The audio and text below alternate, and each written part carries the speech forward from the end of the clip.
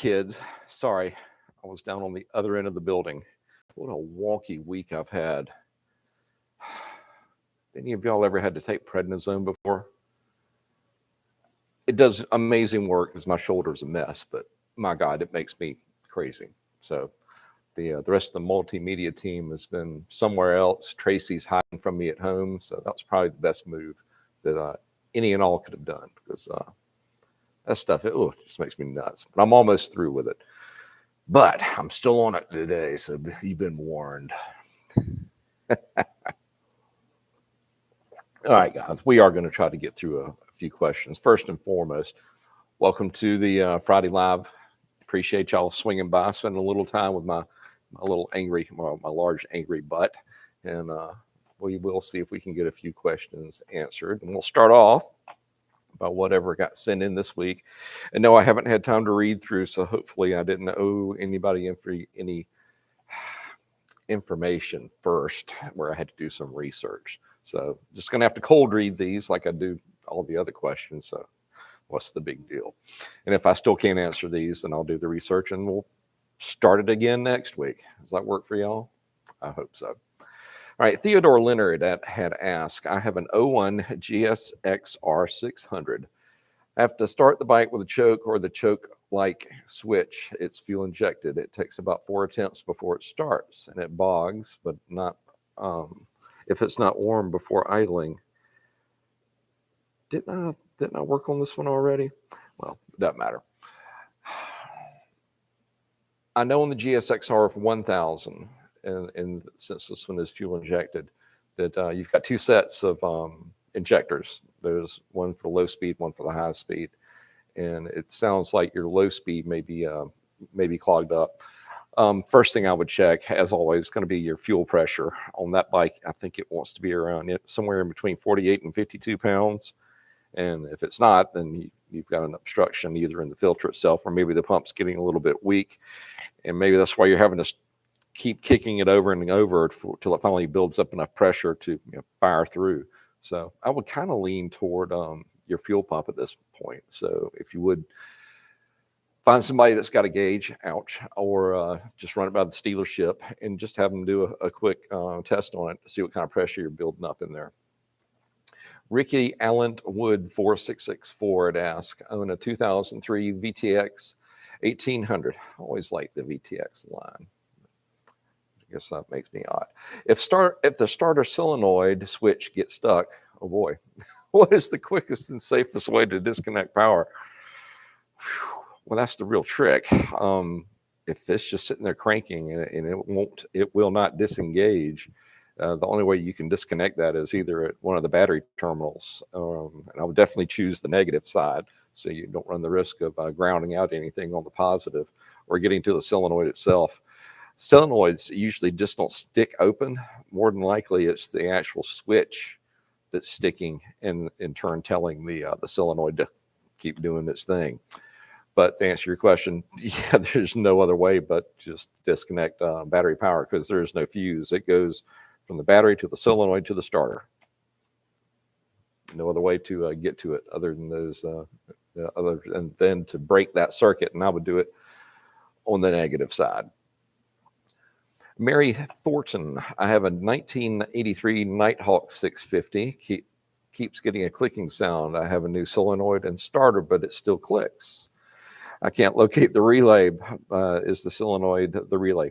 Pretty much. And I've seen that happen before, especially on an older machine. Your solenoid, it is basically just a switch, and you can hear the coils in there, or the coil bring those contactors up. But if those contactors have been scored, or if they're just worn out, then it's not going to connect and then transfer any energy through them.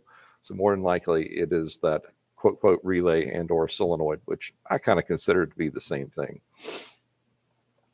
Jack Smith. So I have an 04 Honda 400 EX for 8 months. I go riding all the time. Last weekend, I started it up. I was letting it idle and it cut off. I tried to turn it back on and it made a click and lost all power. I can't jump the solenoids. Nothing happens when I do. I can only bump start it. Is this issue the ground? If so, where is the ground located? It could be a loose ground somewhere, but it really doesn't sound like that to me. I'm leaning more toward I wonder about a charging condition here, because he said it starts up and then it sits there and idles, then it dies off. So I'd be very curious to know what your charging system is doing, especially at idle. A weak system, if your stator is starting to break down, it'll operate at higher RPM, so get enough voltage to keep the machine still charged. But at idle, if it's dropping off near just the static reading, which would be on a good battery about 12.5, then that's probably what's happening in this case, more than likely. But as far as the different grounds, the engine is basically grounded to the frame itself, and then you've got a ground that goes from the battery to on the starboard side or the right side of the bike, up under that under one of those panels. You can see where it's got several grounds that come in together. You take a look there and make sure that's tightened down, but this sounds like a charging issue to me. Pennsylvania Ghost Diaries. My solenoid, man, all about solenoids this week. My solenoid is good. My starter is fine, but it still won't gauge the solenoid when I push the start button. Could it be a relay? Well, if you're sure your solenoid is good, there's probably not a relay on the other side of that telling it or giving it a signal. Usually that's a low enough current where it can just be done through a switch. So a switch is where I would be heading next to see what's going on. Sounds like it's not getting triggered from the start button itself. And I've said it before, not getting cranky or anything, but when you send in questions, give me year, make, and model, because sometimes I may have some information up here that is very unit specific instead of just the generic answers that I give you for this type of system. Gee wheezy. What does it mean when you shift into second gear and you hear a scrape sound? It only does it when I shift from first to second. Oh, that dreaded sound is when your gears are trying to interlock and the edges are starting to get rounded, and instead of just going straight in, the teeth or the dogs are not engaging properly. So this is not something that's going to get better on its own, more than likely. Although before you go busting open your crankcase to work on whatever year, make, and model machine this is, do try going to a semi-synthetic oil. This is a safe bet that you can go with the GN4 oil gold bottle from Honda and not get in any trouble. You just want to stay away from the gray one, which has that additive in there that doesn't like clutch plates. I think they only made that oil for the Honda Matic 750 that was like in the mid 80s. All that effort for one machine, kind of funny. All right, Seth Johnson. Oh boy, here we go. My ATV was running fine until I replaced the battery. Why did you replace the battery? Now the neutral light comes on, but nothing happens when I hit start. I need even a click. Any ideas? Well, a couple of things. Just because it's a new battery doesn't mean it's been set up correctly or that it's going to be good to go out of the box. They'll probably would be one of the only lead acid battery manufacturers that I truly trust, and I've never seen fail, has been Yuasa. Now, I've seen some aftermarket lead acid batteries that were just bad out of the box. That may be what has happened to yours. Start with the simple diagnostics. Go and check your voltage static. Make sure it's over 12.5, and then start diagnosing from there. All right.